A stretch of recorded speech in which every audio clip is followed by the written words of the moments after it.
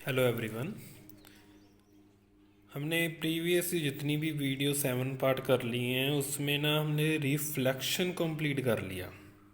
जो 10th chapter का most important part था रिफ्लेक्शन, हाफ चैप्टर हमारा कंप्लीट हो गया है। तो आज से हम करेंगे रिफ्रैक्शन पार्ट।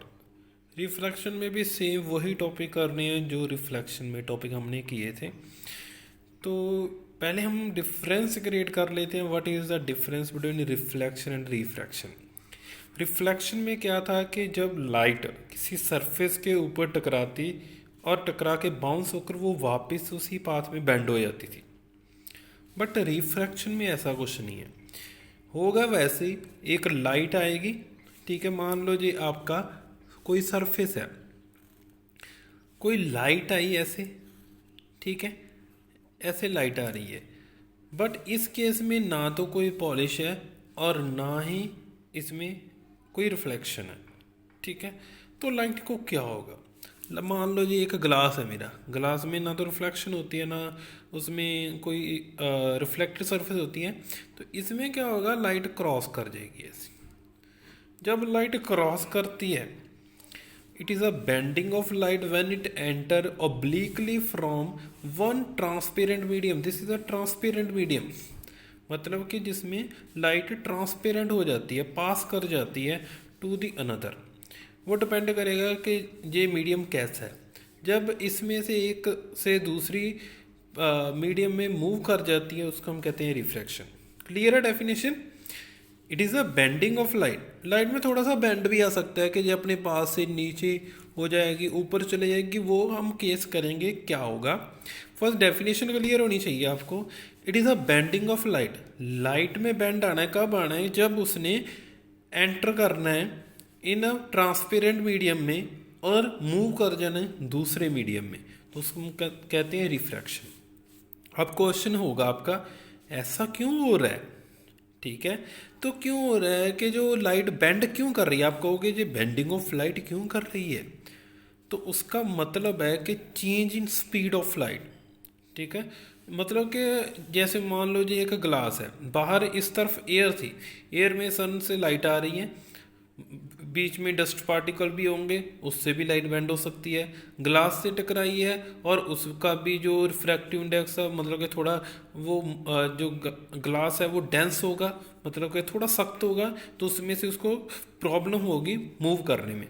तो किस में चेंज आना है, change in speed of light. तो आपको जहाँ पर एक याद रखना है, change in speed of light में इसकी वैल्यू कितनी होती है, 3 × 10⁸ मीटर पर सेकेंड। ये स्पीड ऑफ लाइट है। इसका कहने का मतलब क्या है कि 1 सेकंड में 3 × 10⁻⁸, 3 के पीछे 8 जीरो लगानी है, इतने मीटर इसने कवर कर लेनी है 1 सेकंड में। स्पीड ऑफ लाइट है जी, मतलब कि 1 सेकंड में इतना डिस्टेंस ये कवर कर लेती है।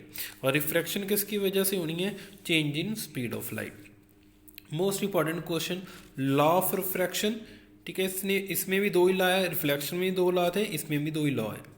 तो first law is a Snell law, most important. Define Snell law question पूछ लेते हैं डायरेक्टली, एग्जाम में एक बार आया हुआ है कि define Snell law, most important question है। कहते हैं the ratio of sign of angle of incidence. आपको पता है दो एंगल होते हैं हमारे, एक इंसिडेंस एंगल होता है। इंसिडेंस एंगल कौन सा है बताओ जल्दी। बिल्कुल, आप जो सोच रहे हैं वही है कि इंसिडेंट एंगल है क्या, कि जब लाइट किसी सोर्स में से निकल रही है उसके और नॉर्मल के बीच में जो एंगल बनता है that is the incidence angle. और जब उसके बाद पास कर जाती है जहाँ इमेज बनती है उसके बीच में जो एंगल बनता है नॉर्मल के बीच में, और रिफ्रैक्ट जो हुई है या रिफ्लेक्ट हुई है उसके बीच में एंगल बनता है, this is a refractive angle. तो दोनों का साइन एंगल लेना है। साइन आपने मैथ में किया होगा, साइन कॉस थीटा, जहाँ पर आप साइन एंगल लोगे, sine of angle of incidence to the sine of angle of refraction is constant.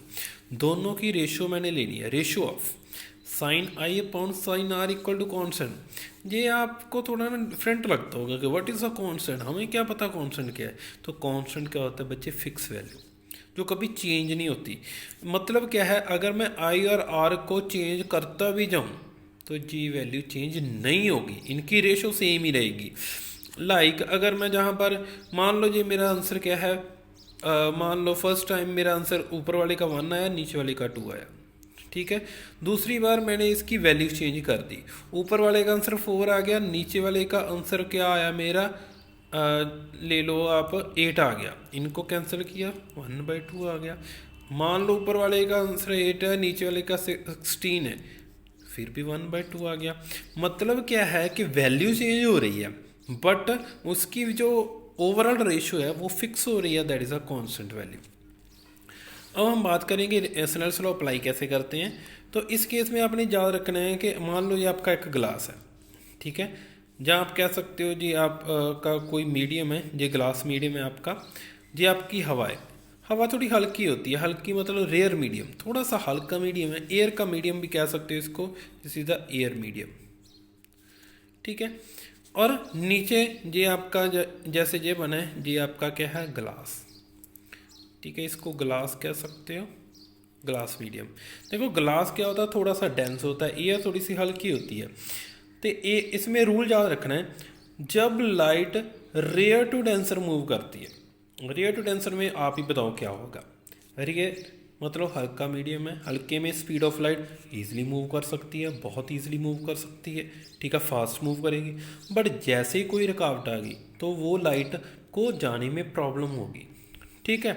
तो ये आपको रियल लाइफ एग्जांपल मैं बता देता हूँ। रियल लाइफ एग्जांपल में क्या है, ये हमारा हॉल है, ठीक है, हॉल है। हॉल में जहाँ कह लो हमारा जो बाहर वाला ग्राउंड है, और ग्राउंड में जो बच्चे हैं वो प्लेइंग कर रहे हैं, बेल बजी, सभी ने क्लास में आना है।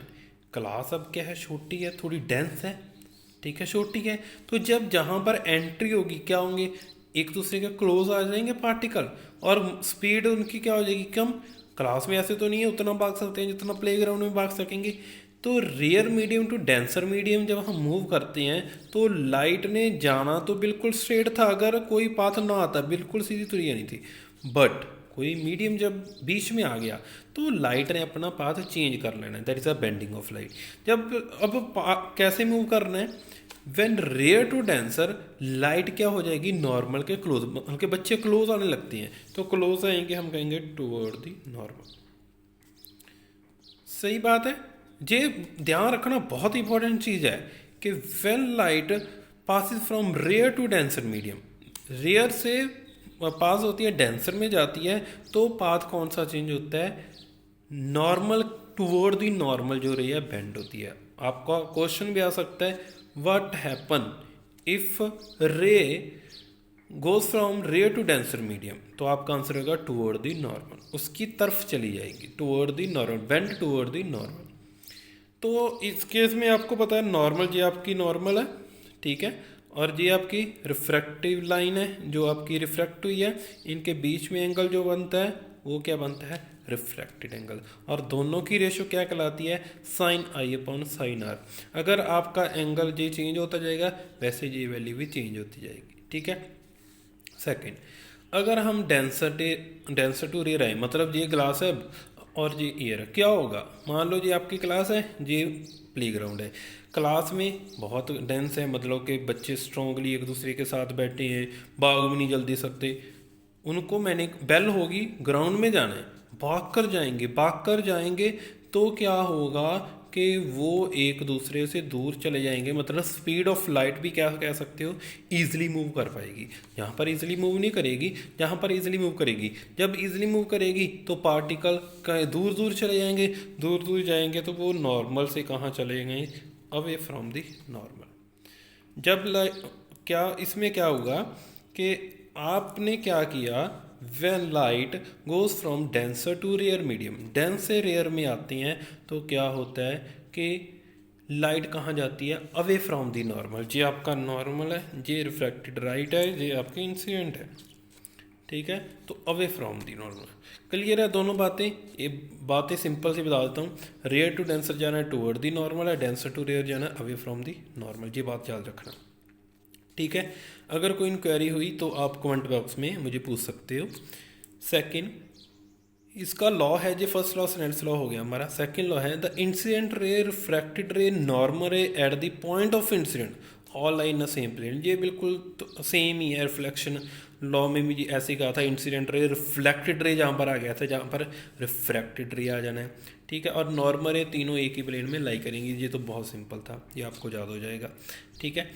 तो आपके लिए जो क्वेश्चन है, क्वेश्चन ये है जो कमेंट बॉक्स में आप बताओगे कलेक्ट करके एग्जांपल, रियल लाइफ एग्जांपल और रिफ्रैक्शन, ठीक है। रिफ्रैक्शन किस में होती है, रियल लाइफ में कौन कौन सी एग्जांपल एग्जिस्ट करती हैं रिफ्रैक्शन की।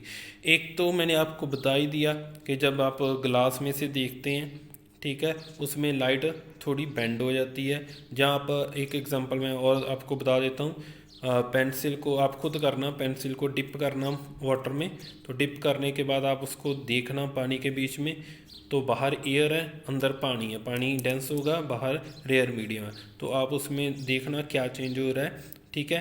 तो ये रियल लाइफ एग्जांपल आप मुझे ढूंढ कर उसको राइट करोगे कमेंट बॉक्स में, ठीक है।